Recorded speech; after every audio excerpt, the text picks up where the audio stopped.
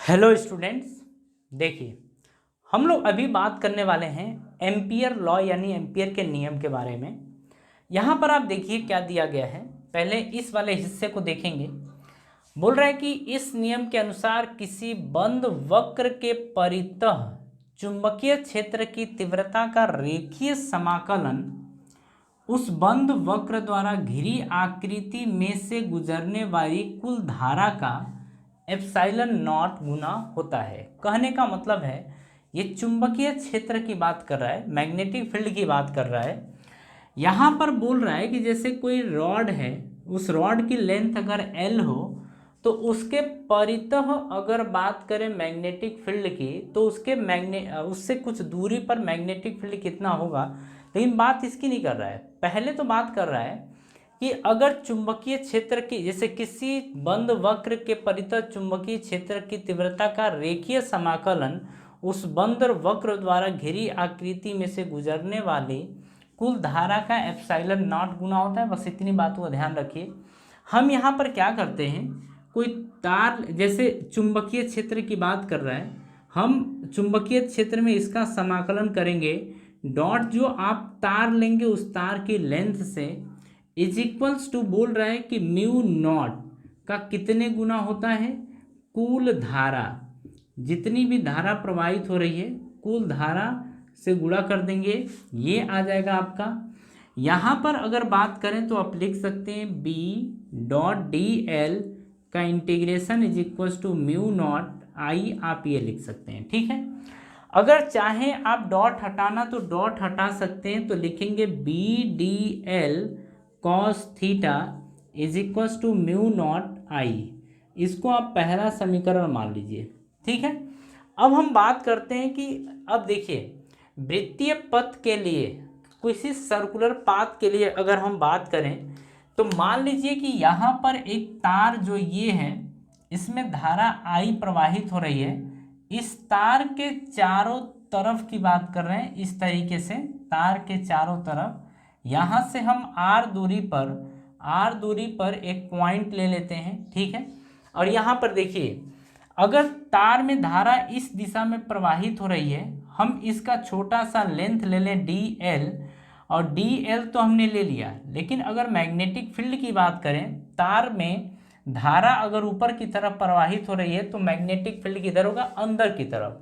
Magnetic field अंदर की तरफ होगा, इसको हम दिखा दे रहे हैं ऐसे। लेकिन बात यह है कि अगर इसकी बात करें, ये जो आपने तार लिया इस तार की बात करें तो तार की जो लेंथ है और उसी लेंथ की दिशा में आपका मैग्नेटिक फील्ड भी है, उसी लेंथ की दिशा में आपका मैग्नेटिक फील्ड है, तो दोनों के बीच का जो एंगल आएगा वो थीटा की वैल्यू 0 डिग्री आएगी। ठीक है, 0 डिग्री आएगी। यहाँ पर जब आप पुट करेंगे, केवल यहाँ पर आप पुट करिए, ठीक है, बाकी कहीं मत पुट करिए। आपने देखा कि बी डी एल कॉस 0 आपने ये लिया, कॉस 0 की वैल्यू 1 होती है, आपने ले लिया बी डी एल, आपका ये आ गया। और आप देख रहे हैं कि इसी बी डी एल की वैल्यू किसके बराबर है, म्यू नॉट आई के बराबर है। यहाँ पर हम रखेंगे। अब हम थोड़ा सा अपनी डायरेक्शन को मोड़ रहे हैं और इसको लेके कहीं और चल रहे हैं। ठीक है, इसको कहीं और लेके चल रहे हैं। इसको एक बार प्रूफ करके देख लें, प्रूफ करके ये देख लें कि ये आता है कि नहीं आता है, ये म्यू नॉट आई की वैल्यू आती है कि नहीं आती है, इसके बारे में एक बार बात कर लें। यहाँ से कहानी ख़त्म करते हैं, फिर हम एक बार इसी को उठाते हैं। हम कहते हैं कि अगर कोई लंबा सीधा चालक तार है, अगर कोई लंबा सीधा चालक तार है तो उस तार से आर दूरी पर जो आपका फॉर्मूला बनना चाहिए वो फॉर्मूला यही बनना चाहिए। अगर हम बात करें कि आर दूरी पर, जैसे ये तार आपने ले लिया, तार में आपने धारा आई प्रवाहित किया, इससे आर दूरी पर आप देखना चाहते हैं यही फिर से मैग्नेटिक फील्ड पी बिंदु, तो मैग्नेटिक फील्ड आपका ये आता है कि नहीं आता है, यानी कि हाँ मतलब ये आता है कि नहीं आता है, इसके बारे में हम बात कर लेते हैं एक बार। तो देखिए हम यहाँ पर लिखेंगे कि बी, अच्छा पहली बात है कि ये बताओ इस तार में अगर धारा आई प्रवाहित हो रही है तो इससे पी बिंदु पर मैग्नेटिक फील्ड कितना होता है। तो आप कहेंगे mu naught I upon 2 pi r. 2 pi r ये आपका मैग्नेटिक फील्ड होता है, ठीक है। अब जरा यहाँ पर एक काम करिए, यहाँ पर वैल्यू पुट करिए, लेकिन वैल्यू पुट करने से पहले केवल इसको उठा के बाहर की तरफ लेके आइए, इसको बाहर लेके आइए, इस वाले को हम बाहर लेके आते हैं। तो बाहर लेके आएंगे तो आपका बन जाएगा, या फिर हाँ ले लीजिए, कोई बात नहीं है। तो आप लेंगे यहाँ पर BDL, आप ये ले लेंगे, ठीक है। डॉट को हटाइए, डॉट की वैल्यू क्या आई थी, 0 आई थी ना, सॉरी cos 0 एंगल 0 आया था, तो आपने ये ले लिया था। जैसे इसी को हम सर्कुलर पाथ पे बना देते हैं, तो इस वाले पॉइंट की बात करते हैं, तो मैग्नेटिक फील्ड और लेंथ जो है इनके बीच का एंगल 0 डिग्री आ रहा था। तो हमने इसके पीछे देखा, उसी की बात हो रही है। यहाँ पर B आपका कांस्टेंट आएगा, बाहर ले लीजिए, डेल्टा L आप ले लीजिए। अच्छा हमको ये बताइए, डेल्टा L आपने अभी लिया था, जैसे इसको तो हम ऐसे मान रहे हैं ना, सर्कुलर लिया था, इसी चीज़ को हम दिखा रहे हैं। आपने सर्कुलर लिया था, रेडियस अगर R है, तो बताइए हमको ये कि इस तार की पूरी लेंथ कितनी होगी। तार की पूरी लेंथ इसके सरकमफरेंस यानी परिधि के बराबर होगी। तो अगर रेडियस R है, ये एक सर्किल है, तो इसकी परिधि का मतलब होता है पूरी लेंथ। लेंथ जो होगी आपका 2 पाई R के बराबर हो जाएगा।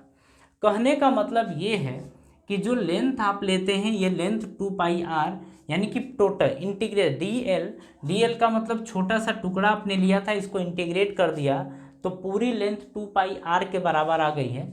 B की वैल्यू ज़रा पुट करिए, mu naught I upon 2 pi R। अगर इसकी बात करें तो टोटल लेंथ कितनी आई है, 2 पाई R के बराबर। 2 पाई R से 2 पाई R कैंसिल हो गया, ये आ गया म्यू नॉट आई। कहने का मतलब है कि जो आपने फॉर्मूला ये देखा था, फॉर्मूला आप यहाँ पे डॉट लगा दीजिए, तब भी कोई दिक्कत नहीं है, डॉट चाहे तो लगा दीजिए, हम इसी की बात कर रहे हैं। तो आपने फॉर्मूला रख दिया B.DL is equals to mu naught I. Mu naught I यही फॉर्मूला बन गया, और यही एम्पियर का लॉ है। मतलब एम्पियर के नियम को हम इस तरीके से प्रूफ किए हैं। भले आपको थोड़ा उटपटांग लग रहा होगा, लेकिन हाँ ये है कि इस लॉ को आप याद रखेंगे, ये इम्पोर्टेंट है, बार बार आपसे क्वेश्चन पूछना है। कुल मिला के इस क्वेश्चन को रट्टा मार लीजिए, ठीक है। हमको भी पता है कि आपको बहुत अच्छे से हर एक बात समझ में नहीं आई है, लेकिन कोई बात नहीं है, आप इसको रट्टा मार लीजिए, काम आपका चल जाएगा, एग्जाम में आएगा, आसानी से आप इस क्वेश्चन को सॉल्व कर लेंगे, ठीक है। अब हम देखेंगे इसके बाद एम्पियर के उपयोग के बारे में, ठीक है। लेकिन जो एम्पियर का उपयोग आएगा, यानी एप्लीकेशन ऑफ एम्पियर लॉ, इसको हम नेक्स्ट वीडियो में आपके देखेंगे, ठीक है। तो इसको अच्छे से 1-2 बार रिवाइज कर लीजिएगा, जैसे डिक्टो उसी तरीके से जाके एग्जाम में लिख दीजिएगा, आपको मार्क्स मिल जाएंगे, ठीक है। चलिए तो हम इसको यहीं तक रहने देते हैं। आप सभी लोगों को धन्यवाद।